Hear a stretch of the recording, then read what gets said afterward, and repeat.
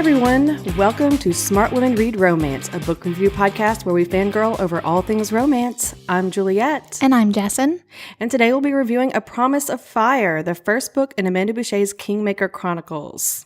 But before we dive in, please subscribe to the podcast on your preferred podcast platform and please rate and review us. It really helps people find us and come hang out with us. Jessen and I love getting feedback from our listeners, so follow us on our social media pages at SWReadRom. If you're looking for some extras, join our Patreon for access to exclusive giveaways, a look behind the scenes of our episodes, and exclusive content, including monthly videos featuring Q&As and some fun games. Special shout out to our Patreon supporters. Thank you so much. We super appreciate you. All right. Before we jump in, what's going on with you, Jess? So funny. I wanted to share this with them. So this weekend, we were just talking about, I think I was just talking about the amount of books that I was reading. And I was like, oh, I love this one. And then I was like, nah, nothing about this. And Juliette was like, you're like my royal taste tester for books so that I don't get book poisoning. And I was like, I did. I said, except food, it's just books. Because I was like, you go read that and then tell me if I will be because I do ruined. have a little bit more time on my hands to be able to free time read because, you know, Juliette's a busy writer and a mom of a lot of kids. Sometimes those people require attention. It's crazy. Sometimes you have to take care of them. I mean, yeah, whatever. Why are they so needy? They're super needy. But anyway, because I do the quick reviews, and so I'm always constantly reading book recommendations that people recommend to me. But it's so funny though, because I love the way that Juliette and I are. If she reads a book that I've never read before, she just rants about it. Like, not in a bad way, but just being like, oh my God, this and this and this happened. And then, oh my God, this scene. And that's the same thing with me. Like, it'll be something that she's never read before. And I just vent about it. It's just so much fun. It is. But yeah, whenever I do go through, like, you know, whenever you just get in that book slump when just nothing is good. And it's like, how is this possible in the world of this just like saturation of books that is everywhere? Like, they're all at your fingertips all the time. I have KU, so I always have books that are there, but I'm just like, why do they always come in like a heaping pile of no? Yeah, well, I rarely get in a book slump because you know why? Because I have a book taster, and her name is Jessen and Juliette. It is a hard job, but I accept gladly. I appreciate it. I pay her nothing. I give her praise, lots of praise. I don't get any perks. Here's a hug. Here, sending you a my hug. gosh! But I actually found there's a lot of books I'm really looking forward to this year. I read quite a few good arcs recently, which I was super excited about.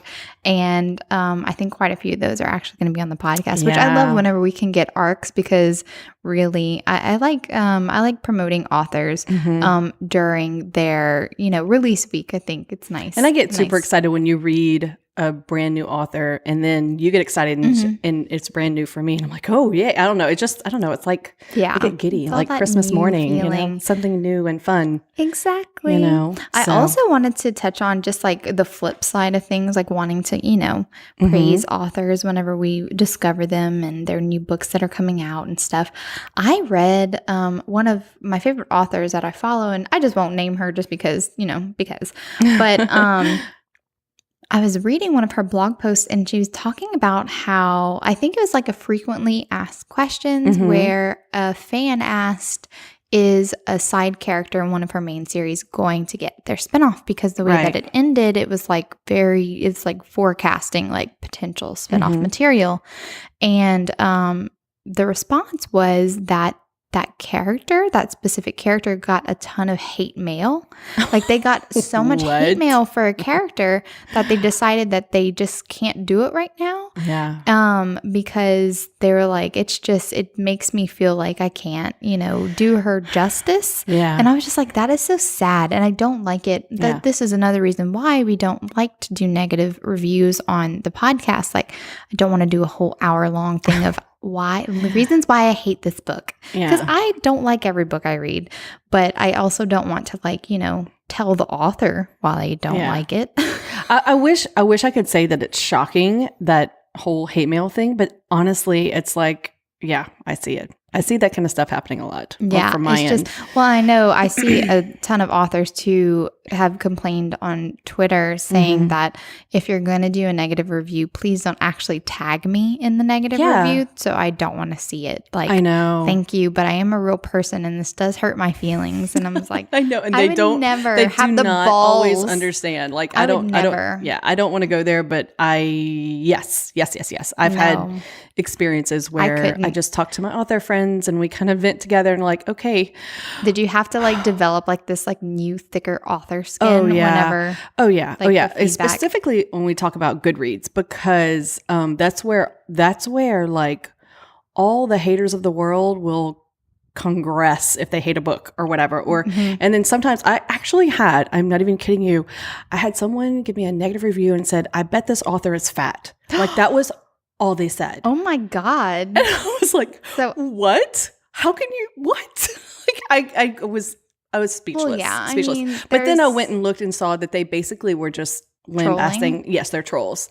And so because you know that, I think a lot of authors are just, if you're going to go to Goodreads, just be prepared. You know what I mean? Like, yeah, I mean, like I, as a reader and not a writer, Goodreads is where I do get reader recommendations as well. So I do like Goodreads for that, but I definitely notice, especially for books that haven't released yet at all and don't even have arcs that have negative reviews, and I'm just like, makes no sense. But anyway, but I also have wonderful reviewers on Goodreads. Like some of my best, they're like friends now. You know, I've met through Goodreads, so it's a great place. That's why I have made it my 2019 goal to really do book reviews for every single book that I read, because I did kind of fall into the trap of kind of doing, whenever I was upset about a book, kind of not ranting about it, but just being like, oh, I loved it, but what if this would have been so nice if this happened? So I was like, I'm not doing enough positive promotion like in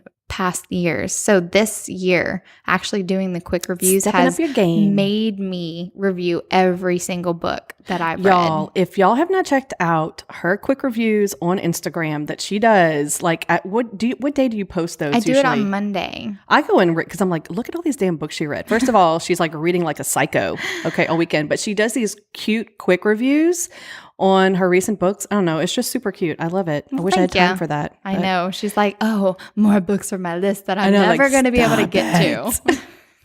I am trying to do other shit, Jessen.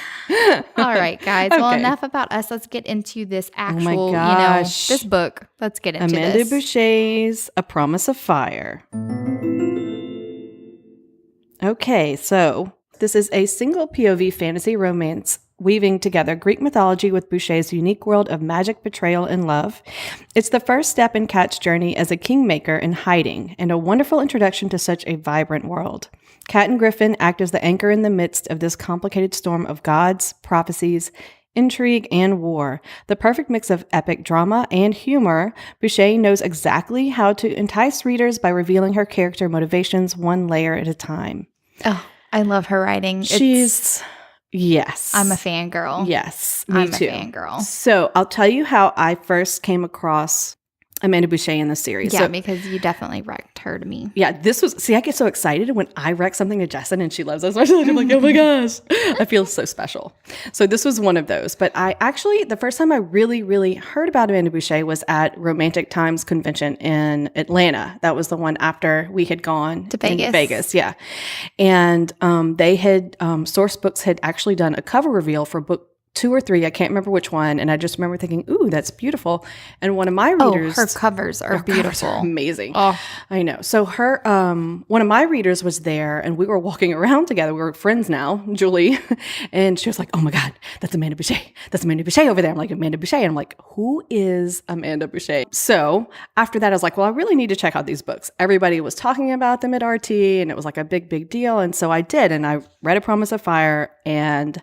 hello, what the hell, where has she been all my life was kind of that moment. And she is the nicest person. When I tell you, she is so kind and has such a generous spirit and is just so open and easy to, I love her. I love her so much. Yeah, thank you authors for responding to your fangirls because, it means a lot to us. We're out there. I always get so giddy whenever I get like an author response. I'm just like, oh my God. Yeah. She sees me. All right, let's be calm. Let's be calm. And I don't even hide it anymore. Sorry. No, I made a whole podcast to my fangirling, so there's no hiding it anymore. It's all out in Our the crazies open. out there. That's it. Yeah. So how about, what did you first think? Well, I remember I got it on Overdrive just to test it out because new to me authors, always wary. And I immediately bought it after I read it on Overdrive. I was like, oh, bye. I'm like, I'm going to reread this, This is all a the reread. time. I need it. And then I got the second one. The third one wasn't out yet, but the second one was. And I was just like, yes. First of all, we've said it before that we love Greek mythology. Yeah. So it was already had, my catnip in there right in the beginning. Yeah, you and I were both like, oh, and then wow. I was telling Juliette whenever we were preparing for this podcast, while we were rereading the book for this podcast, I said, gosh, she's just like, for this being her debut novel, I said she really has the knack of revealing plot points one layer at a time to where it's like almost like a breadcrumb trail. Like, here, follow me here. I'm going to give you a little bit at a time. Yes. And that's what I love, especially in like a fantasy, urban fantasy, or paranormal romance. I always like, because you're world building, it can feel like info dump. And I don't like info dump because I get really bored. And I'm not ashamed to say sometimes I will skim if I feel like it's info dump, or if you're like describing the scenery like for too long, I'm like, okay, but let's get to the good part. I skim not at all for Amanda Bouchet because everything she writes, it's just so much fun. Oh my gosh. Like, even on my reread, I was like, I'm not skimming a word. I told Juliette too, because like mostly for series that we do, I mean, I have to move on and read the next book that we're going to do for the next weekend, as well as the books that I had planned for the weekend. But I'm like, I'm reading the rest of the series again because I can't not. Like, it feels like I can't stop. Like, I feel like it's incomplete now, and I must read it again to complete this journey again. We need to go through the entire journey together one more time. It's addictive. Once you start it, it's just, I can't stop. So good. I just love it. And I also really like the similarity between Amanda Boucher's main character, Kat, and I think that she has a lot of similarities with Kate Daniels. I agree. They both have totally that, like, agree. hard exterior, but they're very kind of mushy inside. They are. And super mushy. They both had that experience where they've been taught connections is a weakness. Yeah, emotional ties are a weakness, right? But they actually don't let it affect them very much. Like, they can't help but care about people. Yeah, exactly. They still can't help but they might want. Right. They might want and wish that they would stop caring about people. Could just be cold-hearted. But they can't. Right. And I think that those characters who are complicated in that way are very compelling to read about. Excellent comparison. I love that. Okay, so tell us about our characters, Jessen. Okay, so very, very briefly, because we will have a background section in our spoiler section, but very briefly, we have masquerading as a soothsayer. In a circus for 8 years, Kat's secret identity as a kingmaker is discovered by a surly warlord intent on using Kat to help his family retain their newly acquired position as royals. But Griffin is the least of her worries, and she'll do anything to escape him. Griffin might have carved his way toward a position of power, but he knows that in order to keep his sister on the throne, he'll need more than brute strength and strategy. He needs magic, and Kat is just what he's looking for. So that's all we're really going to give away, because there's lots of world building going on, and I want to do it in the spoiler section because I want you to read the book. So, go read it. Bribery, go read it first. Come back and chat with us, because we are spoiling the heck out of this book and there's so much to talk about. We need to start now. So guys, entering the spoiler section, see you on the other side. Okay, here we go in the spoiler section. All right, right, Showdown. Showdown, baby. Because it's time for it. I'm excited. This was almost impossible for me, but you're going first. I think you go first. She gave us a lot of opportunities to. Yeah, it's crazy, and you're probably not even going scenes. to believe mine, but that's okay. Go ahead. Okay, so my scene is kind of one of the saving scenes that happen, and it starts whenever Kat has this vision. of Griffin and Beta Team being in trouble in Io, and it's another city that's not close to Senta City. And so she rides like ahead of the army, arrives there first, and she starts seeing her vision play out in real time. And something just kind of snaps in her, and she feels this like inner power unlocking because she just like, she's already invested in these people. She already is half in love with Griffin, even though she wants to deny it. And then it's also these are her people. She's part of Beta Team, and she also doesn't want to see Carver or Flynn or Cato die, and they're going to be outnumbered 30 to like 5 people. And this is also in a city they're building like a healing center. There's like no soldiers here at all. It's all on Kat, and Kat's just like, this is not going to happen. She like decimates half the army with like one like swipe of her power, and she like describes it like this new like lightning power. But what's interesting is whenever there's one man left, Griffin is going to accept his surrender, and this asshole comes out and stabs Griffin in the chest. And I was just like, after all that, I know, after all that, and Kat is like dragging this healer and like heal him. And this is the first time we really see Kat like go kind of psycho. Her fierceness. Because she has such a vast power that we don't really get the full extent of in the novel, but we get glimpses of. So she can siphon magic out of other people. And so she takes this person's healing power, killing her in order to save Griffin. And she gave her a chance, but she refused. She was being a bigoted little bitch. And Kat saves Griffin, even pours her own life force into him. And I just love that whole scene because it was just such a breakneck speed. And then it was just, oh my God, they unlock so much in each other. And I just had all the feels during all of that because I was like, Griffin, you can't die. I know. I was like, no. That one was so good. That's so good. Okay, so my showdown is actually similar to yours. It's not a saving scene, but it's one of those moments. It's when the dragon scene. What's her name? Sarah. Oh yeah, the she dragon. I forgot her name. Sarah something. There's so many different names to kind of keep track of. But the way they describe her is wicked cool. Yeah, like half she's like woman, half half scale like, dragon. That was legit. I was like, whoa. Me too. Okay. I was like, Amanda Bouchet, you are the bomb. Because that's awesome. I like different. I love different creatures. Fantasy. Yes, me too. Elements. But it still felt very mythological. You know, like we have a lot of the half other beasts in mythology, the centaurs. Yes, exactly. Minotaur and everything. I really liked it. So that scene where she jumps off the dragon like a crazy person, and you can just hear Griffin and screaming, and then like the team's running up, and the water hand that catches her. Water hand that catches her. So beautiful. Gently places her back down in the and on the shore, and he comes and he's just yelling at her, "What are you doing? You know, just like, don't he's you ever furious. Do that again." And then he yanks her up and kisses the shit out of her. You know, in front of the whole beta team. It's kind of like they've known all along. But I love their little remarks like, exactly. We've been waiting for this. But I just loved it because it was also a moment too where she wasn't, every time they kiss, she was almost like, stop it, you know, like trying to fight it. That time she doesn't fight quite so much, and she's sort of wrapped up in him. It had happened a couple times already, and so this was a time where this is a moment where she's kind of giving over a little bit. Maybe she might have not.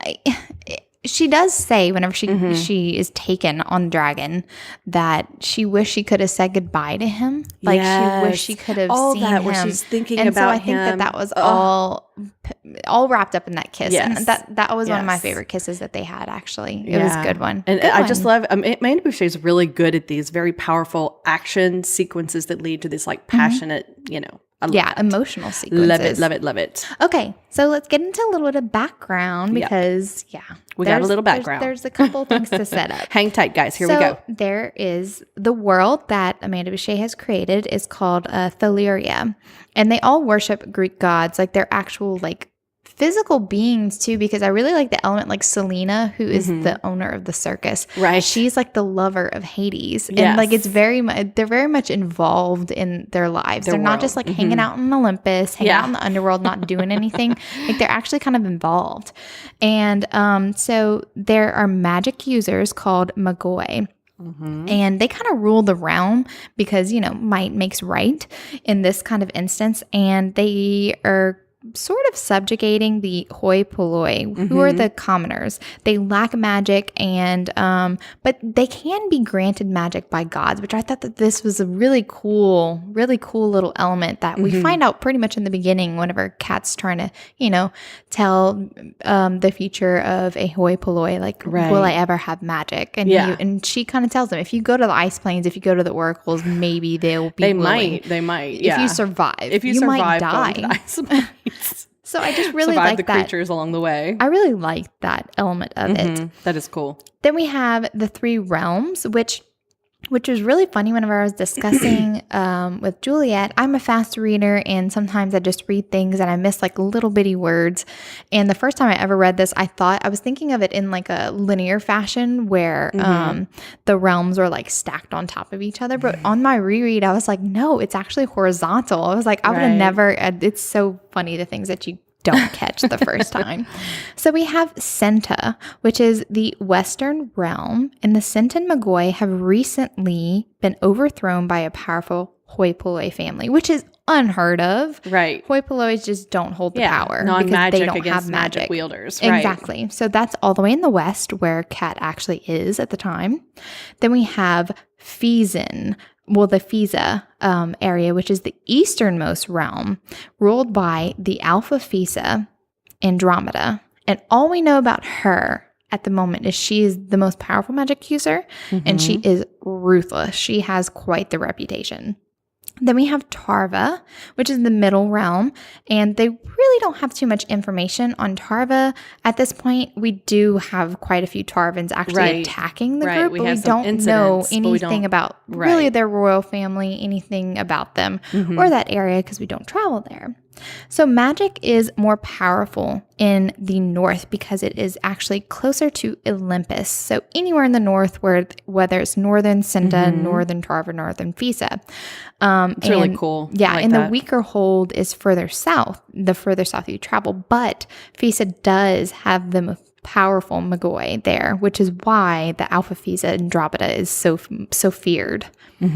Then we have Kingmaker, which is important to our story. So once every 200 years, a powerful asset, the Kingmaker is a powerful asset for someone who wants to hold power because, quote, they can divine truth from falsehood, the most coveted diplomatic weapon in the realms.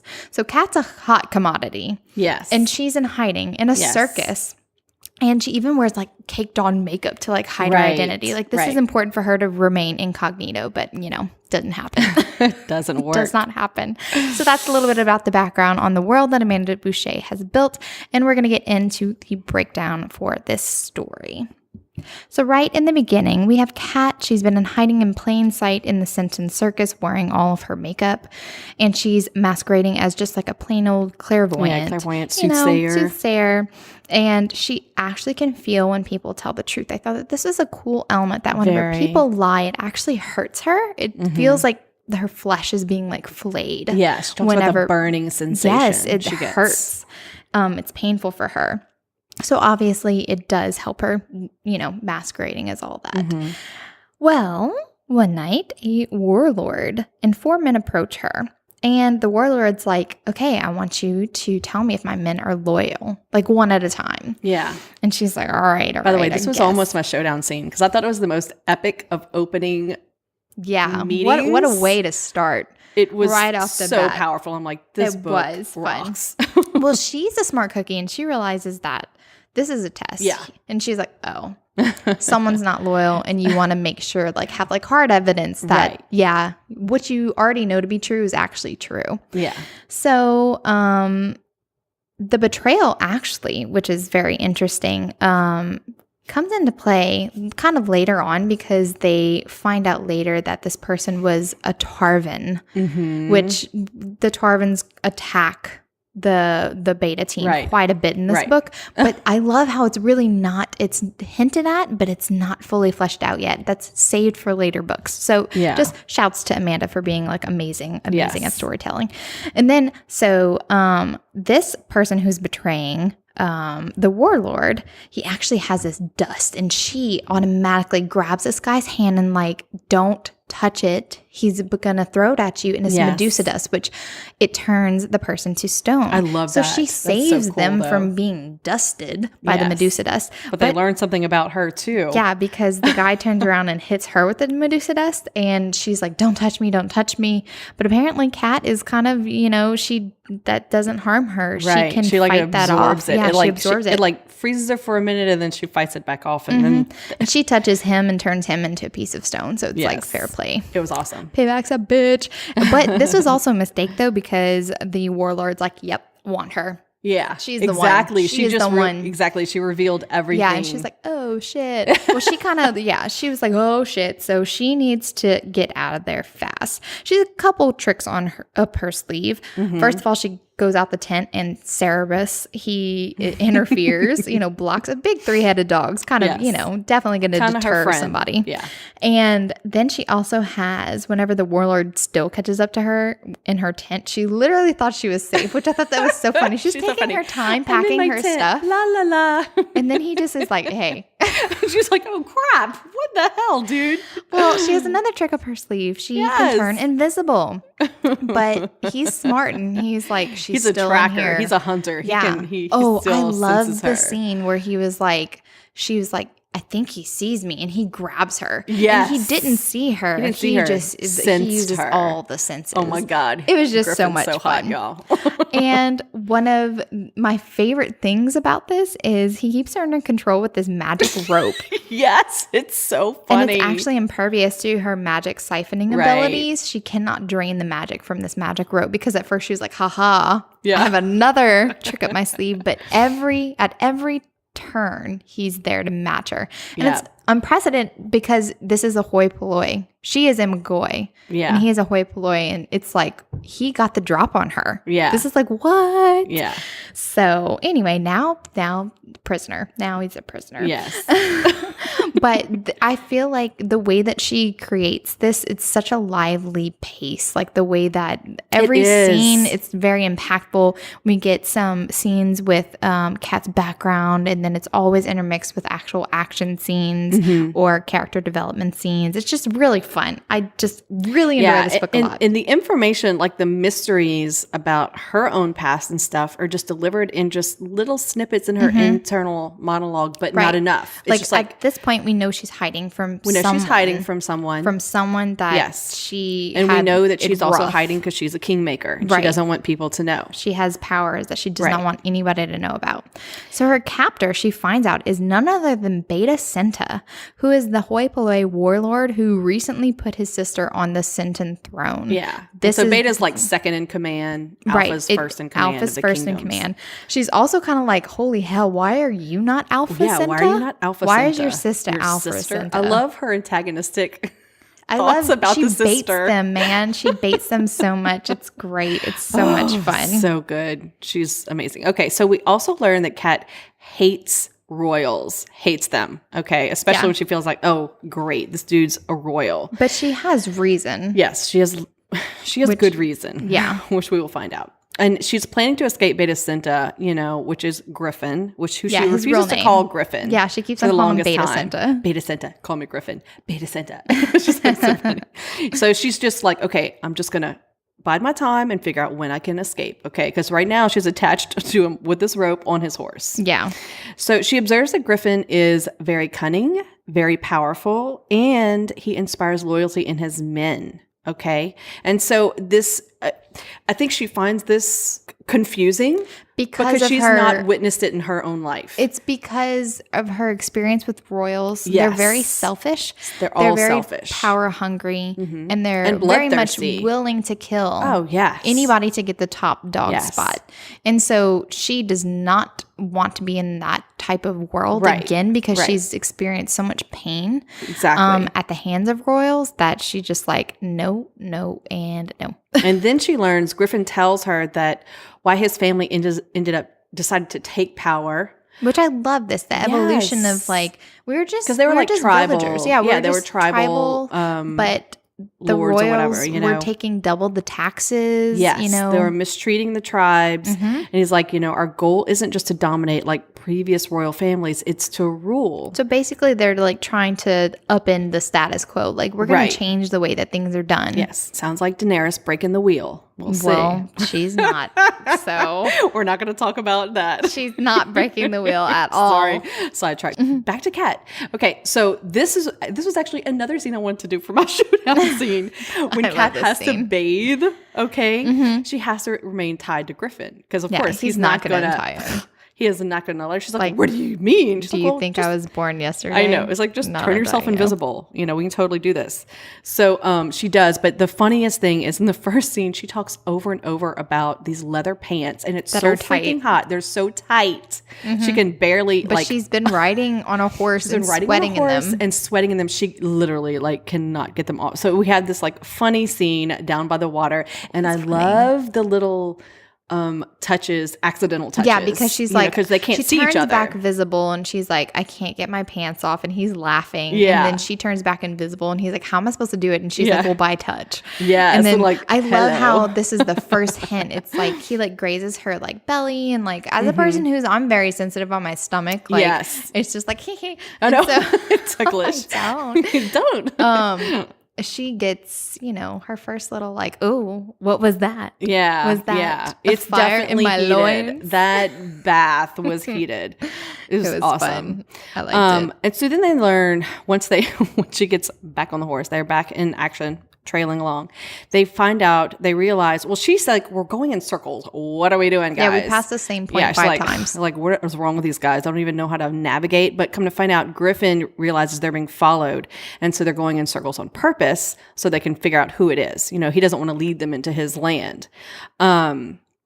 So he decides to go and scout. And here's the thing. Since they have been captured and on the road together, he sleeps next to her. And so this is the first time. The rope is never untied. Right. Yeah. He asked her 3 feet or 4 feet. Those are her choices during the day. That's it. It's always 4 feet, she says. And so she has to stay with the other guys, the other beta team, while he goes and scouts. Well, she wakes up with these horrible nightmares in the middle of the night. And we come to find out that she doesn't have these nightmares when Griffin is around. Yeah, strangely enough. Very interesting. I know, and it's so humiliating to her when the guys confess this to him, and he's all smug, smiley. Yeah, it's whenever that happens later, that's one of my favorite scenes. I know, it's awesome. So Griffin comes back and reports how many men are in the party and that they have a giant. Yay!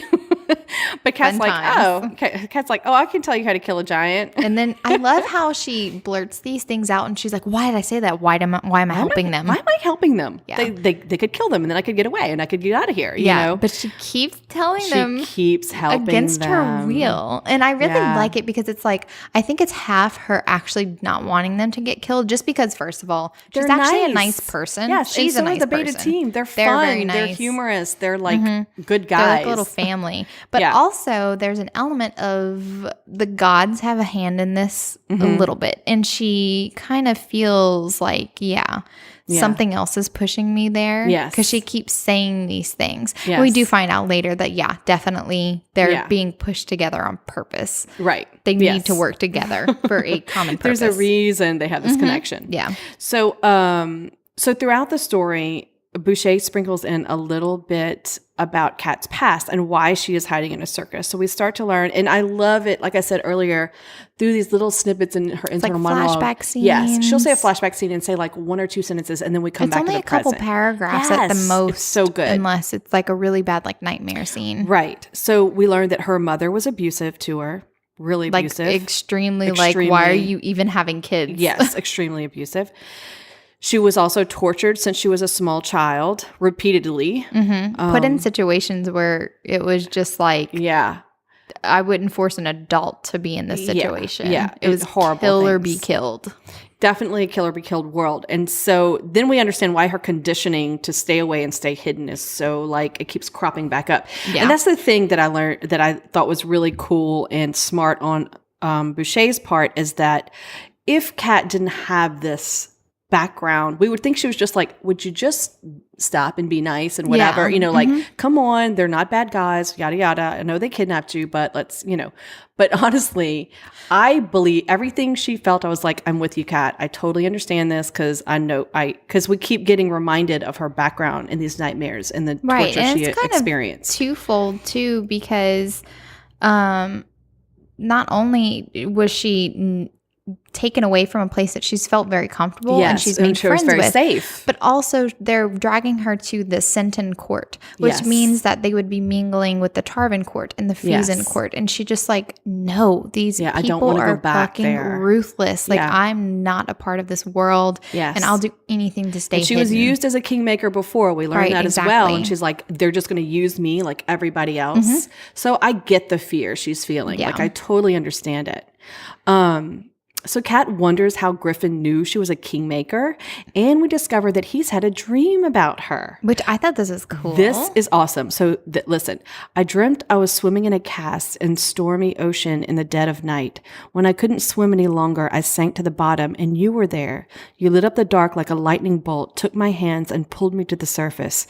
You told me we could change everything, that you knew the truth. Yeah, and Kat was like, automatically, that's an oracular dream. And she's like, Poseidon, damn it. It's like, I can't ignore this now. God damn gods. So she's immediately like, I can't ignore it now. Yeah, like, this is rare. And she admits it, of course. And then he's like, wait, what? And she's like, wait, no. You didn't hear me say it again. Oh, look, a bug. This way. I know. This way. What? Misdirection. Did somebody say something? What? So they stop in a town to get food besides meat. Kat is like complaining, like in, what was it? Goat cheese. She's like, I'm so sick of goat cheese. Yeah, she's like, goat cheese is disgusting. Disgusting. She's like, I'm going to throw up if I eat any more goat cheese. So she wants like bread and fruit, Which she's not trying to be a model prisoner. She wants to be aggravating she wants to be possible. Very annoying. Maybe they'll just let me go. Yeah, exactly. Not gonna happen, Kat. That was funny. Yeah. And then we have this super funny scene, which I loved. So Kat, this was my runner-up, honestly. I know, this is one of mine too. So Kat runs into a guy and automatically siphons his magic he's using, which turns out it's actually a euphoria spell, like high as a freaking kite. Yeah. And so she finds out that Griffin, because she tries to give him some, she's like, you want some? And like touches him. You need some. And nothing happens. And nothing happens. But she did it to, I think she did it to Kai.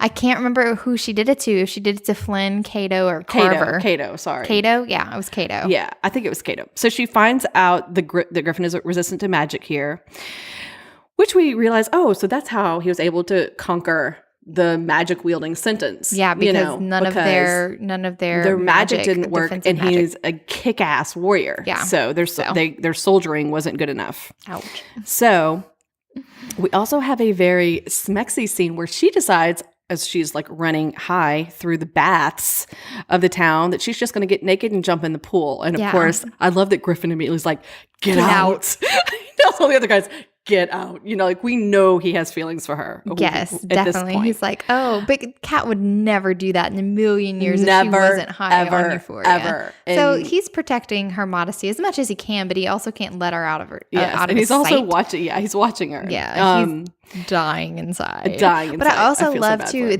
We get all of these instances where Kat wants to be in water, and because we do find out later that she's connected to the god Poseidon, because Poseidon gifted her with some magic gifts. Yes, so that's why she was like she's always like running to the bathhouse, and so she also I like that also he gives her he buys her the soaps that she likes, the lemon soap, and then he also he goes to pick out a towel for her, and she's like, oh no, not that one, this one, like bright red, whatever. And he exchanges it and gets what she wants. Like, it's just like he's doting on her and she's being like such a pain in the ass. Like everything's like, I don't like that. I like that. Which this is actually important later. At one point she was like leaning over this sword because she like saw her reflection in it, and she like hits her nose on it, and starts bleeding. Like, she's just like a hot mess. She is, and she's like, she's like, I thought that. And even in her head, while she's like high, she's like, is that important? It feels like that important. Wait, what's that? And then she runs off and like, forgets about it. In the bathhouse, whenever Griffin actually does untie her, because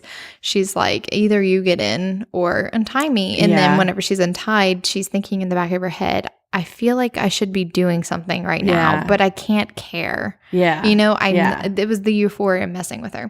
So whenever she comes off that high of euphoria, she's really embarrassed, as anyone would be, and also realizes she made the fatal mistake. She bled when she hit her nose on the sword, and she can be tracked that way. So she knows that people are coming for her. She's like, shit, I'm a hot commodity, and someone's definitely going to be tracking me through my blood.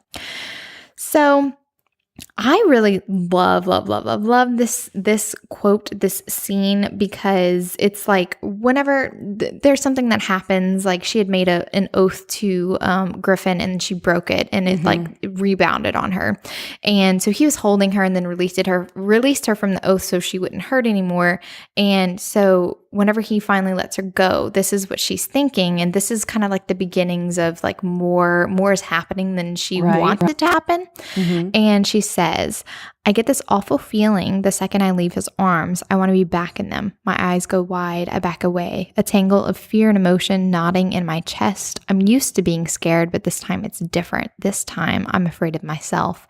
So this is her starting to care about other people, where she's pretty much trained herself that, you know, love, connections, they're the enemy. Yes. They're my weakness. They can be used against me. So the attack does finally come, like a week later, because Griffin's like, we're going to wait out here. We're not going to go to Senta City. We're going to wait them out. And she's pissed whenever it finally comes, because it's like 30 men against their 5. And she's like, I told you. And Kat insists on fighting, even though Griffin like pretty much wants her to run. Yeah. And Kat agrees to a binding oath to never escape him as long as she lives. And he releases her from the magical rope, and then he kisses her before the fighting starts. And the reason why she decides to actually accept this oath, because you might be like, oh, that's out of Kat's character. She says, and she's like, with the whole oracular dream and everything, Poseidon wants them to be together in this moment. And so she's like, I can't go against his wishes. Yeah. And she understands. I mean, Poseidon is important to her. We know that much. And so we know that she's realizing, okay. She respects that this is something he wants. Pathway. So I need to She's not going to stop being difficult, but she will not run away. So Kat does save them from the magic users, which it's so much nuance in the scene, so much background in the scene, which it's really hard to get into it without making this podcast 2 hours long. Yeah, but literally. She does at one point, she kills this guy named Otis, who seems to like know her. Yes. And they have like a score to settle. They have quite a few words to say to each other. Exactly. And then she shields Griffin from a magical flaming arrow. It's like chimera, flame, fire, and she absorbs this power. And Griffin's like crazed, because it looks like she's like on fire for a second, and like she definitely put her life on the line for him. And whenever she's like writhing on the ground, he's like, you're mine now, Kat, don't you dare die on me. And I just love that, because he's quite a bit, a few more steps into their relationship than she is. Yes. But so he takes her to Selena, who was the head of the circus, to heal her, because she does have healing abilities. All the people in the circus do have, to some extent, some sort of magic. It may not be powerful magic, but they have a little bit. And that's what I thought was really cool, why he went there searching for his kingmaker he's looking for, you know? Yeah.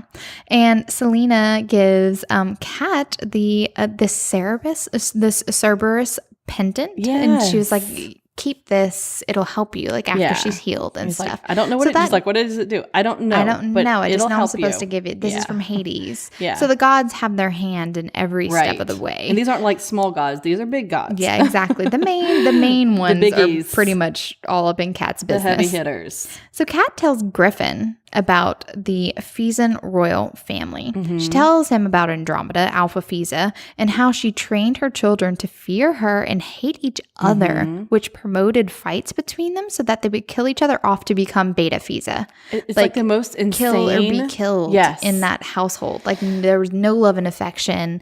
And apparently this bloodthirsty, maybe not to the extent that Andromeda trained her kids to be, but this bloodthirsty mentality is very common in the McGoy, and that's why she doesn't like it. Then we also find out a little bit about the lost princess of Physa, which is, her name is Lucia, and everyone talks about it, and she disappeared whenever she was about 12, and so we just get that little breadcrumb.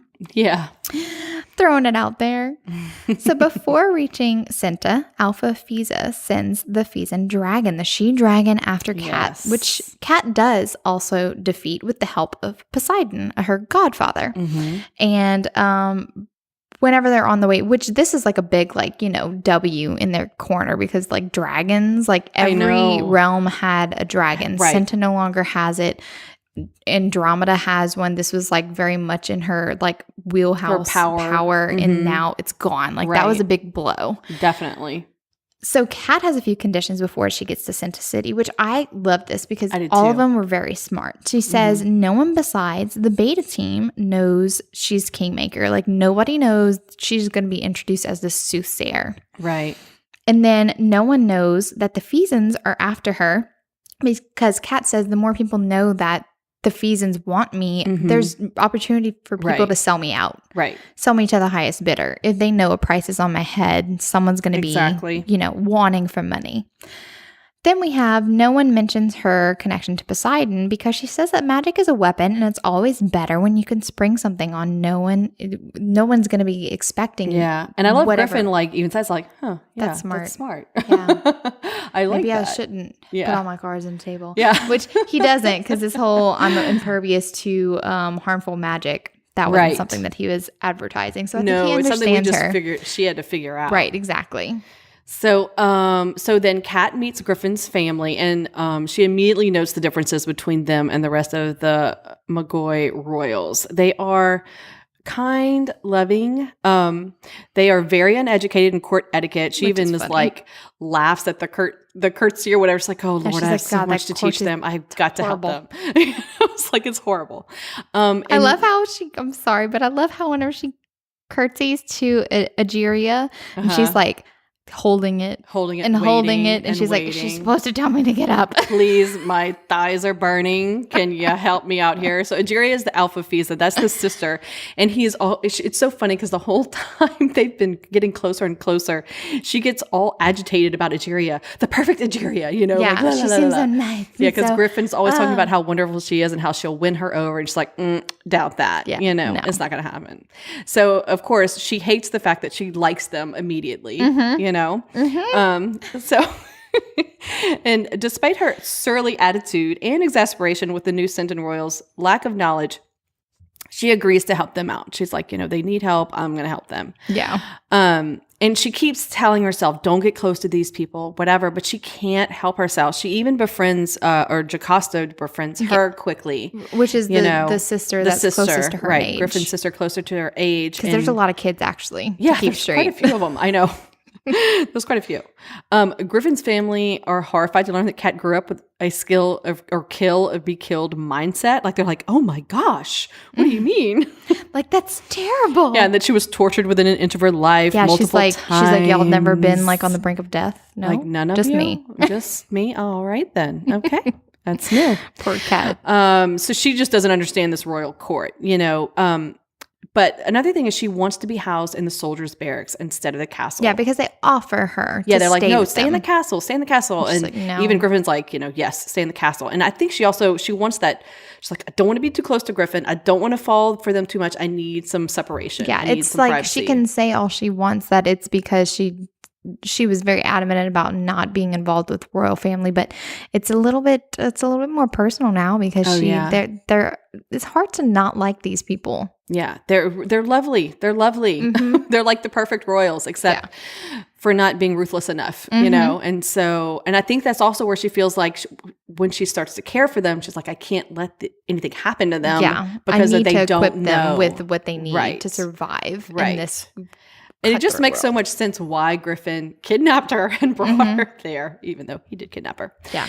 So we also learn, of course, we have the mean girl bitch, Daphne the Dick. Fucking Daphne. We hate Daphne. Daphne's a total asshole. She's jealous toward Kat and her closeness to the whole beta team. You know, she accuses her of sleeping with the whole team and that Griffin's going to get sick of you soon. Because since Kat is not sleeping anywhere near Griffin anymore. She wakes up every single night, and Cato and Flynn have to wake up and go like wake her up from her nightmare, quiet her. And so that's how the rumors start. Like I see them going into your bedroom at night. Oh, like, what the fuck are you doing staring at my bedroom? Why don't you go into your own bedroom? Yeah, go sleep. Stupid go bitch. Away. Okay, sorry. We're on a Daphne. Kill Daphne. Anyway.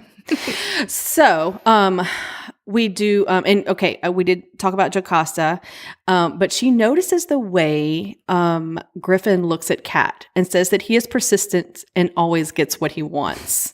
Kat's like, he'll get over it. It's fine. What are you talking about? She's it's just like, nothing. No. It's a phase. Blah, blah, blah. Like, no, it's not a phase. So Griffin isn't hiding his feelings, not since almost losing Kat in the battle with the Pheasants and the dragon. I love this. Here's a quote from him. You don't get it. You're mine. Not Kat the soothsayer, not Kat the kingmaker, just Kat. It's inevitable. You are made for me. I'm melted into a pile of goo on that one. Juliette loves those assertive alphas. I love the claiming scenes, and nobody stop judging. I'm not judging. Everybody else, if you're judging me, stop it. Nobody's judging. Okay. All right. But I do love those highly emotional alphas. So the dinner with Griffin's family may feel like a small scene at first, but it does hammer home that Kat wants to be accepted and loved more than she lets on. We see a lot of her connections and wanting to really help them and really and keep them from harm, you know? And the way that I kind of love the way, because we already know Kat is a powerful magic wielder. Yes. But she's letting Griffin's mom talk to her like she's just any other kid. Mothering her. Yes. Like, she's doing those, now, Kat, you know, like a mom would. It's like her and Cato, her and Carver are like, you know, fighting. Yeah. Oh, yeah. Kaya's like, is Kat supposed to threaten us? Griffin, he nods. It means she likes you. Kaya's like, that doesn't make any sense. I like you too, Kat. Like, it's just like so adorable. Because they don't understand this. Yeah, like, I don't get what's going on. Wait, what? Why are you being mean? You don't have to be mean. We can like each other. It's fine. I know. It's so cute, though. So, Kat has nightmares, as we've already established at night. Yes. So Kat learns that Egeria wants to open healing centers in southern Cinta, and Griffin and the beta team are going with her to Io with no army as backup, and she's just like, mistake. You should always travel with like a retinue. Always. You should always travel with men at arms. And he's like, no, it'll be faster, and we're fine. We got this. But you're staying here. She's pissed because she's like, I'm part of beta team. Exactly. You said I was part of beta team, and now I'm not. Yeah. Like, what the hell? Yeah. So she's pissed, but he's like, no, you're staying here. So when Kat is excluded, she's upset, and Cato is actually really worried. I like this scene about leaving her alone because of her nightmares. I like that. And Griffin, they're kind of having like an aside where Cato's like, do you need both of us here? What's happening? I love this moment. And so Griffin's like, what are they talking about? What do you mean? Why do you need him? Why do you need him? He's like getting all... And so Griffin wants to know what's going on. And Cato just kind of blurts it out that Kat has nightmares. And he was like, still? Yeah. Because she only had it like a couple times on the road. And he's like, I thought those stopped. And he was like, well, they did stop, but that's only because she was with you. And he got cut off because Kat's like, shut up, Cato, shut up. This is music to Griffin's ears because he's like, she needs me? Wait, what? Yes. And he's just like smirking and grinning. This is Kat, and she says, Griffin looks nauseatingly gleeful, and every member of his family suddenly has a hideous gleam in their eyes. I hate them all. Well, maybe not the girls or the parents or anyone really. Gods, what is wrong with me?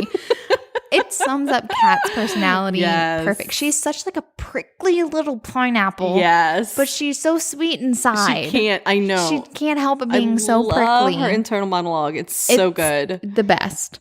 So Jocasta worms the real reason that Kat is pushing Griffin away out of her.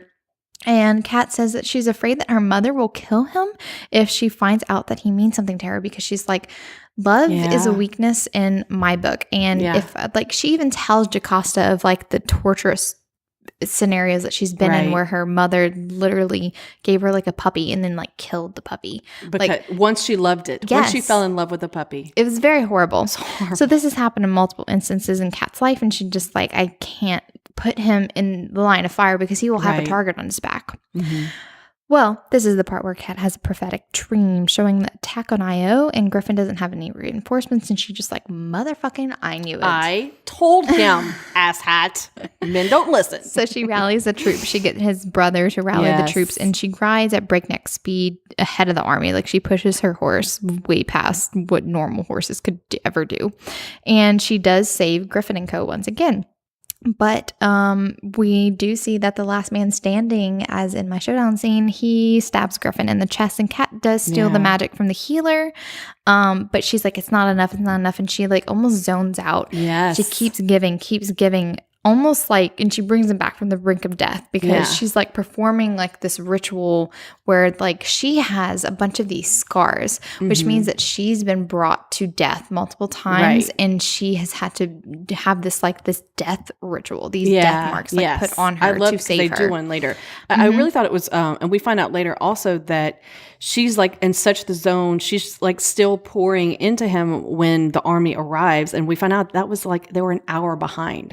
So she's been doing this for like an hour. Yeah, you know? Exactly. And she poured so much that his old scars even healed. His old scars healed, and of course didn't go well for her. No, it doesn't, because it turns out that Kat definitely gave her like life force to him. So she gets on the brink of death too.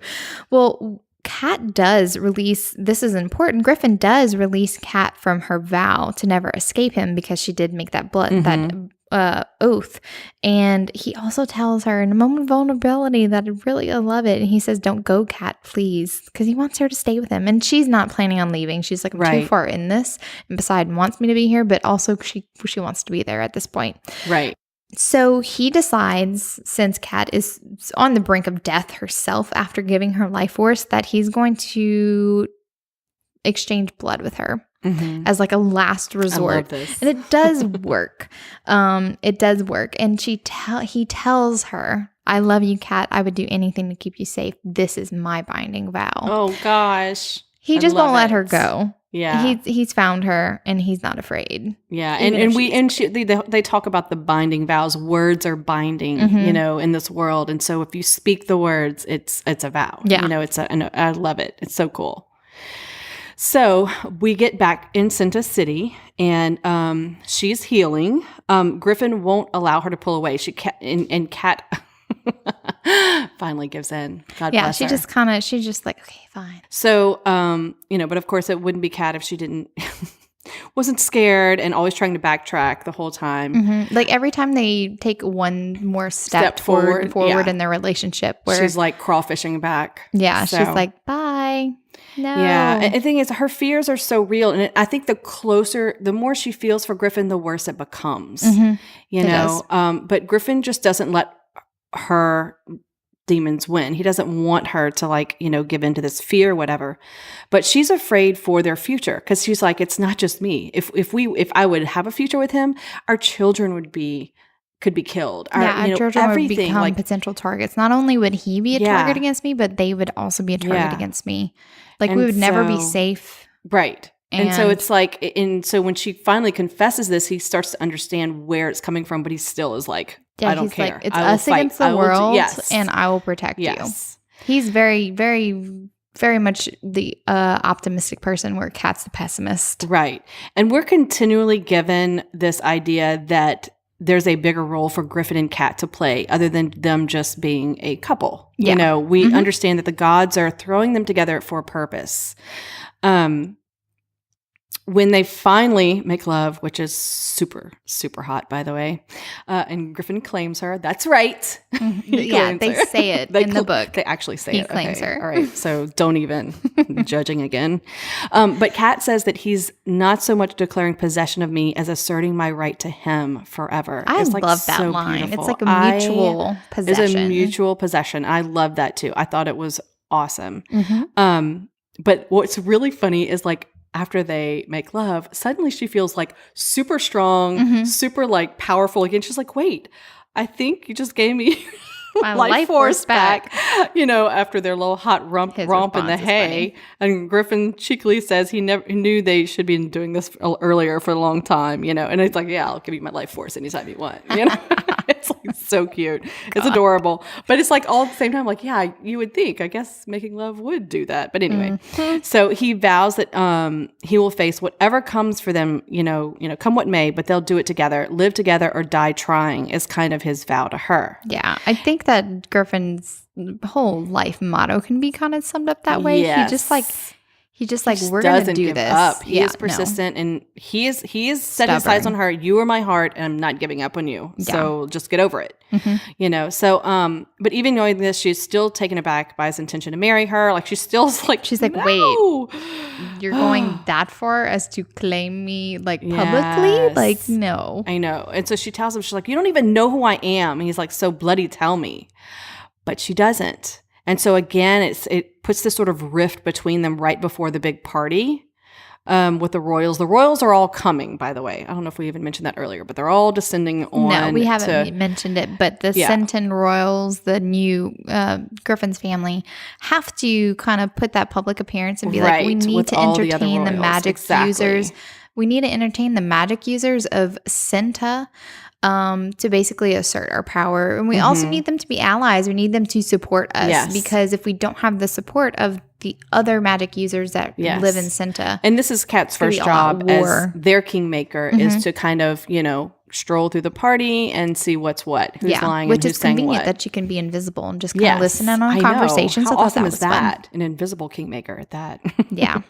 So, during the gathering of the Mogoi at Senta, Kat circles the room and discovers that though Griffin and his family are hoi polloi, no one is seriously considering challenging them for the right to rule. They are powerful even without the magic. She does discover there's a slut here and there eyeing Griffin. She doesn't like that, but I thought that was funny. I really do like I think it was the very last group of people that she was listening to were the most important because they were the most powerful. And they were actually like all the changes that Griffin says he was going to make for the better, that other Mogoi in the past had never done before. They weren't opposed to any of that. They're like, no, we're kind of on board with this kind of stuff. We're going to see how this plays out. And so, fortifying their own cities and stuff like that. So it's almost like the Mogoi of the past were just kind of like so stuck in their ways, like tradition and tradition. And it's like, fuck tradition. Right. Nod to Things Game of Thrones. change. I know, exactly. Things change, peeps. Yeah, exactly. And so they're kind of on board and kind of letting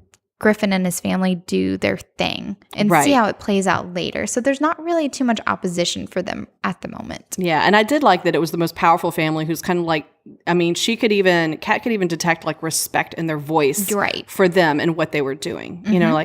Okay. And of course, Kat is worried about the power bid that happens every 40 years or so between Senta, Tarva, and Fiza. So that's kind of like playing her in the back. And whatnot. Right, exactly. The pissing contest continues. And so Griffin suggests, let's do it our way then, take over the realms. And so Kat's like, what? Wait, what? Yes. It's like you and me. It's like you and me. Let's you and me do it. Yeah, like let's make this world better. Let's make the entire world better, not just Senta. Yes. And she just like, what the fuck? This is the breaking the wheel moment. No. I'm sorry. I hate that saying because she's not even breaking the wheel. I know. I'm sorry. I'm really annoying her because we're having a denying Daenerys moment. Dany's on our shit list. Anyway, so Kat is taken aback, even though he points to his oracular dream as proof that it's what they're meant to do, that Poseidon was pulling them together. They're meant to do this together. Yeah. But she has so much fear of Andromeda that she can't imagine going up against her and winning. Yeah, because they'd have to knock her out of on the playing field. And that's almost and she just like hell no. Yeah. She's like you have no idea how ruthless. And not even just for her, too. She's worried that the people that she's come to care about now are all going to get hurt. The royal family, the beta team, like she loves these people. They are her family now. And so now she's just like, you don't know what you're up against. Yeah.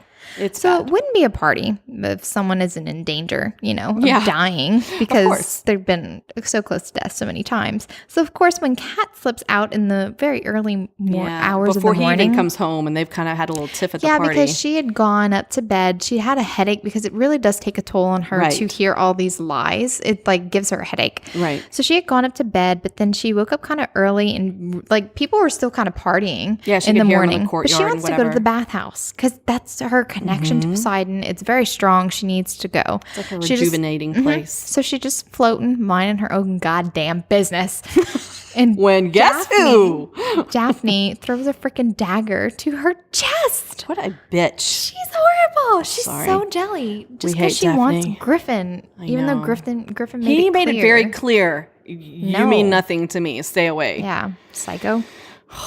So Kat does, quick on the reflexes. She does kill her before she's too weak. Yeah, she takes that dagger and hits her straight between the eye. It's nice. But I like that. Yeah. So Kat actually, she's calling for Griffin, but for some reason she can't quite reach him mentally. Yeah. And so she calls for Cato. And so Cato finds her. She's really bad off at this point because she was like there floating for quite a while, just losing blood. And Griffin's frantic, and he tries to force a healer to help Kat, and the healer refuses because the healers are kind of prejudiced. They are magic users, and they don't want to help the hoi polloi scum. And then also this particular healer was the husband of the healer that Kat had previously killed in order to save Griffin.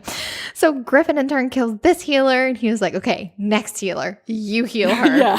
Well, this one's actually a young girl. She's an apprentice, and so she does hold Kat. She's like not very strong, but she holds Kat enough to life before somebody else comes.